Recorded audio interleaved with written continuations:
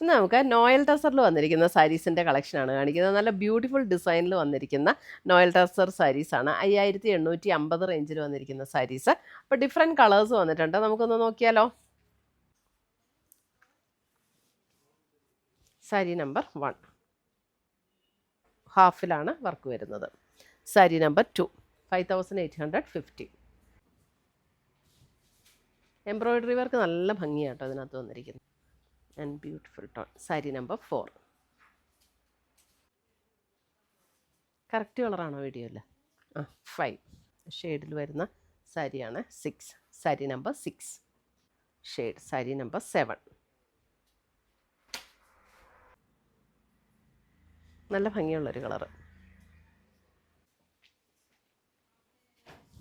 sari number 9 sari number 10